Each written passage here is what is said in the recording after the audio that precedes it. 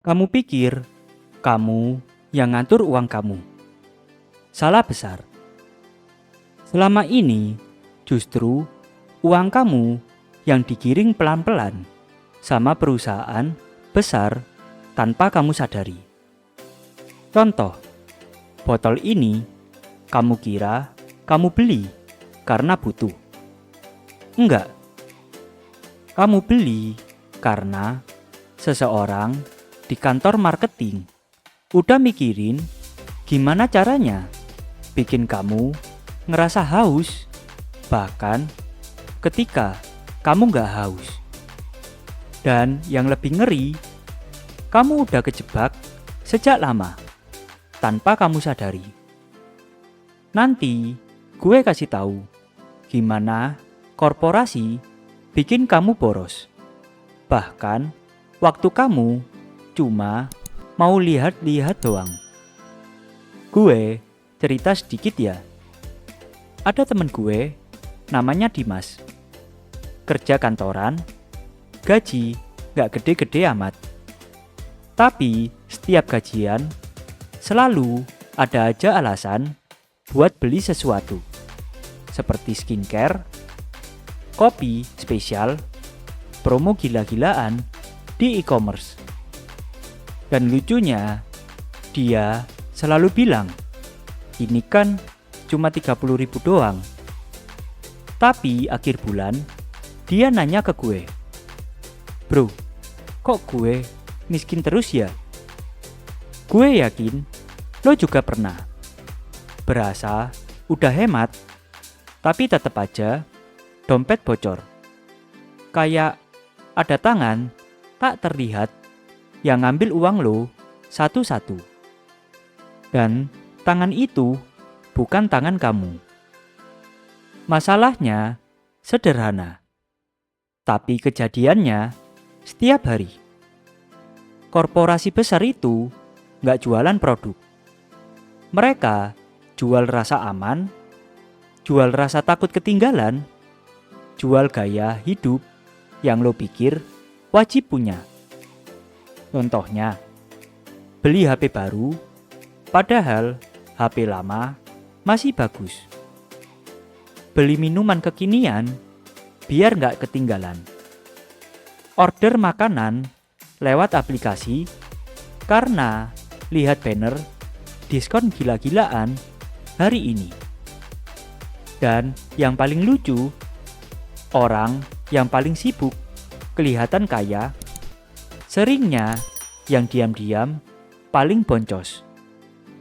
Kamu ngerasa milih, padahal kamu cuma dikasih ilusi pilihan.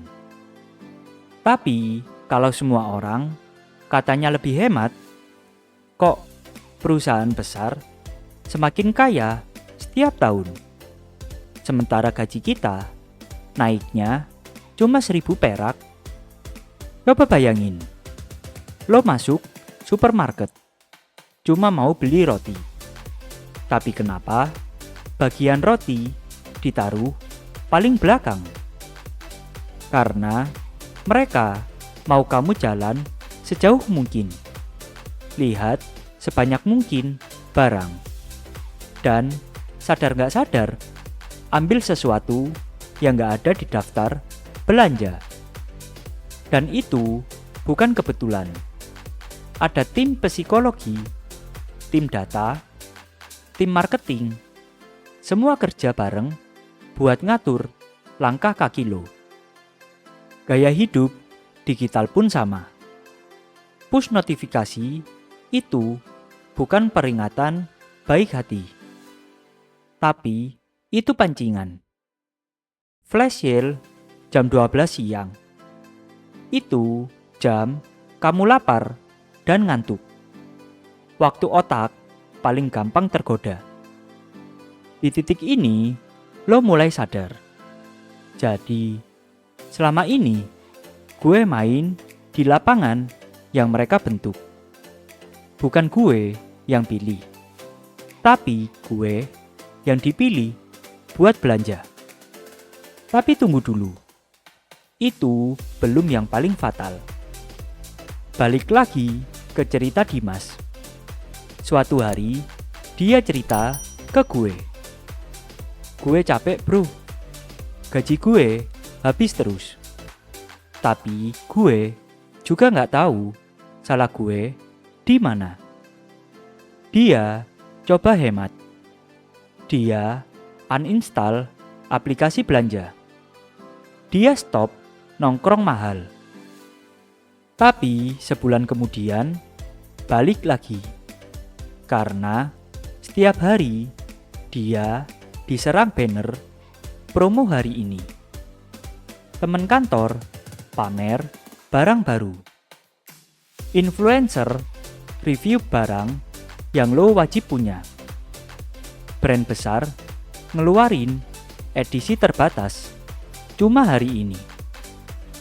Akhirnya dia bilang, kayaknya bukan gue yang boros. Kayaknya gue emang dikondisikan buat boros. Dan kalimat itu menusuk banget. Solusinya bukan sekedar jangan boros. Itu nggak realistis. Lo harus ganti sistem, bukan niat. Inilah beberapa langkah konkret. 1. Matikan notifikasi aplikasi belanja dan makanan. Cara ini dapat memangkas 40% belanja impulsif. Yang kedua, punya budget kebodohan. Serius, sisihin 5 hingga 10% buat jajan iseng, biar nggak ngerasa tersiksa. Yang ketiga, hidupin mode delay 24 jam. Kalau kamu mau beli sesuatu, tahan sehari. 90% keinginan itu akan hilang. Yang keempat, bikin daftar keinginan, bukan daftar belanja. Daftar belanja bikin lo belanja, sedangkan daftar keinginan bikin lo sadar kalau itu cuma keinginan. Yang kelima, selalu tanya ini sebelum beli. Kalau barang ini nggak diskon, gue tetap mau nggak? Lo bakal kaget dengan jawaban lo sendiri. Ingat, tujuan kita bukan anti korporasi. Tapi jangan biarin mereka ngatur hidup kita. Korporasi besar selalu punya satu tujuan, yaitu bikin kamu merasa perlu sesuatu yang sebenarnya gak kamu butuhin. Tapi begitu kamu sadar pola mereka, kamu bakal punya kekuatan buat bilang, gue yang pilih hidup gue, bukan kalian. Dan pelan-pelan kamu bakal lihat perubahan. Dompet lebih tenang, pikiran lebih jernih. Dan yang paling penting, kamu mulai punya kontrol atas keputusan kamu sendiri. Kalau kamu pernah ngerasain hal yang sama, tulis di kolom komentar ya. Gue pengen baca cerita kamu. Siapa tahu cerita lo bisa bantu orang lain juga. Kadang kita bukan miskin karena kurang uang, tapi karena kita gak pernah sadar siapa yang selama ini memegang remote hidup kita.